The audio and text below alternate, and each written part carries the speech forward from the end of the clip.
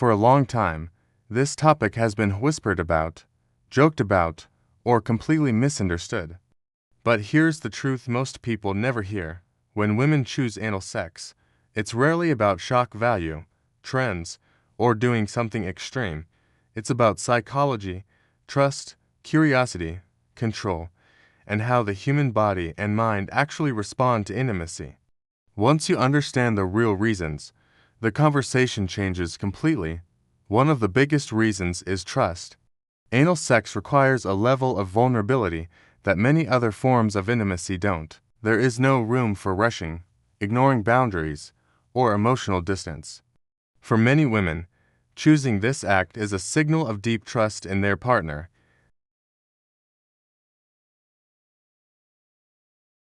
Neuroscience supports this. When a woman feels emotionally secure, her brain releases oxytocin, the bonding hormone. Oxytocin lowers fear responses and increases openness to new experiences. In other words, trust literally changes how the body responds. Another important reason is control. This may surprise people. Anal sex is often stereotyped as something done to women, but many women who enjoy it describe the opposite. They emphasize setting the pace, deciding when to stop, and choosing when and how it happens. That sense of control can be empowering, especially for women who value autonomy in their intimate lives. Feeling in control activates the brain's reward pathways, making experiences feel more positive and less threatening. Curiosity also plays a major role, and curiosity is not a flaw, it's a human trait. The brain is wired to seek novelty. Dopamine, the chemical associated with motivation and learning, is released when we explore something new. For some women, anal sex represents curiosity about their own bodies.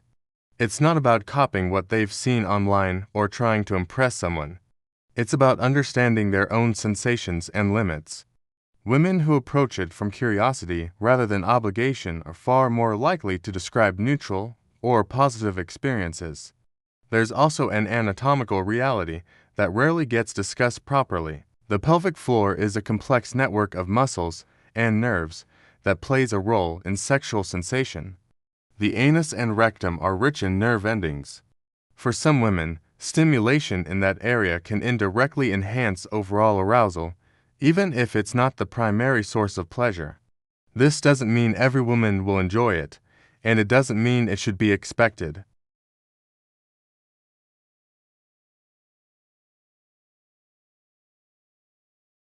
Communication is another key factor. Women who report positive experiences almost always mention open conversations beforehand. Talking about fears, expectations, boundaries, and safety reduces anxiety. Anxiety activates the body's stress response, which makes any intimate experience uncomfortable. When anxiety drops, muscles relax, breathing slows, and the body becomes more receptive. This is biology, not just emotion. It is also important to say this clearly. Choosing anal sex does not mean a woman prefers it over other forms of intimacy, and it does not define her sexuality or values.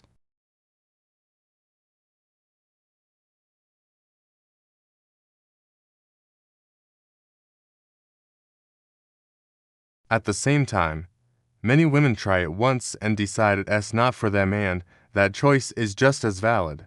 The healthiest perspective is not asking why women choose it, but why we expect all women to respond the same way. Human bodies and minds are diverse. What feels neutral to one person can feel meaningful to another.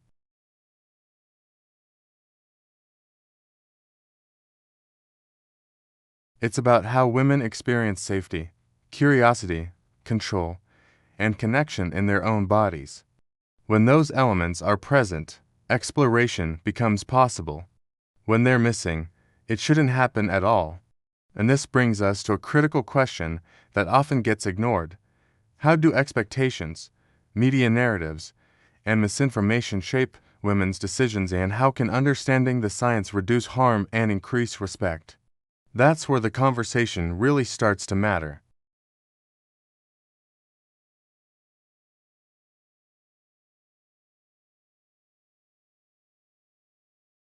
Media plays a powerful role in shaping sexual expectations, often without people realizing it. For many women, the first exposure to anal sex is through education or open conversation, but through exaggerated portrayals that skip over preparation, communication, and consent. This creates a dangerous gap between reality and expectation. The brain forms templates based on what it sees repeatedly. When those templates are unrealistic, women may feel conflicted, curious on one hand, anxious on the other. Understanding this helps explain why informed choice is so important. When women learn the facts instead of absorbing myths, their decisions become clearer and safer. Another major factor is emotional intimacy. Sexual behavior doesn't exist in isolation from emotional bonds. Studies in relationship psychology show that women are more likely to explore new sexual experiences when they feel emotionally connected, heard, and respected. This doesn't mean casual exploration never happens, but emotional safety increases the likelihood of willingness. The brain's limbic system, which processes emotion, communicates directly with areas responsible for sexual arousal. When emotional signals are positive, arousal is supported. When emotional signals are negative, the body resists. There's also the role of boundaries. Women who choose anal sex often describe it as something that only happens after clear boundaries are established. Knowing that no will be respected at any moment reduces fear. Fear causes muscle tightening, especially in the pelvic floor. Relaxation, on the other hand, allows comfort. This is why consent isn't just a moral concept, it's a physical one. The body responds to perceived safety in measurable ways. It's also important to address misinformation around pain. Pain is not supposed to be part of healthy sexual experiences. When discomfort happens, it's often due to lack of preparation, tension, or ignoring boundaries.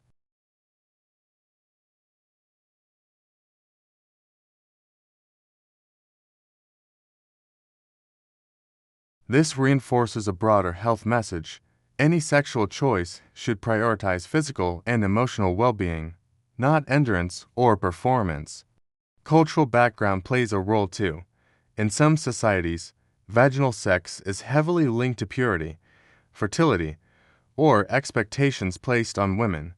Anal sex may be perceived as separate from those pressures, allowing some women to explore intimacy without the same cultural weight. This doesn't make it better or worse, it simply highlights how culture shapes meaning. Sexual behavior is never just biological, it's deeply social.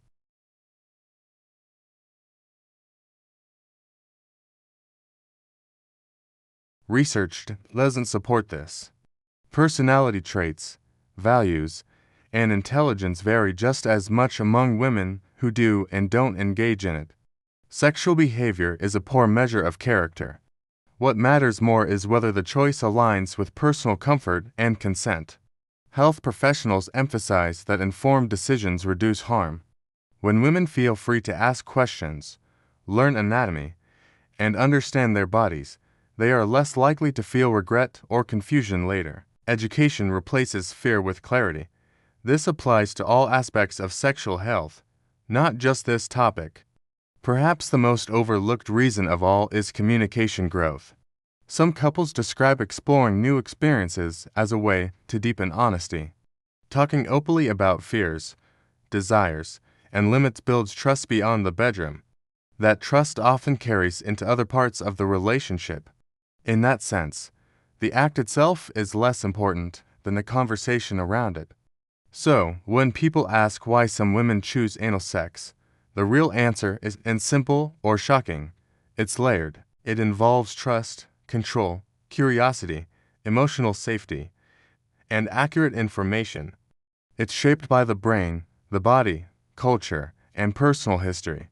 And once we stop reducing women's choices to stereotypes, we can finally ask better questions about respect, consent, and understanding how intimacy actually works. Because the healthiest conversations aren't about what people do in private, but about whether they're informed, safe, and choosing freely. And when we bring everything together, one final layer becomes impossible to ignore: Choice only exists when women feel empowered to say yes and no without judgment. Another important factor is maturity, both emotional and relational. Younger or less experienced individuals may struggle to separate desire from approval. As emotional maturity grows, women become better at recognizing their own motivations. Am I doing this because I want to explore, or because I'm afraid of losing someone? That internal clarity changes everything. Sexual health professionals emphasize that satisfaction increases when choices come from self-awareness rather than validation seeking. There's also a long-term perspective many people don't talk about. Women who feel respected during intimate exploration are more likely to report stronger self-esteem later. Respect reinforces the nervous system's sense of safety. Disrespect leaves imprints of stress. From a health standpoint, professionals stress that any sexual practice should align with comfort, hygiene, communication, and emotional readiness. But beyond the physical guidelines lies something deeper: self-trust. Women who trust themselves are more likely to honor their boundaries and their curiosity equally. They don't feel the need to justify their choices to anyone.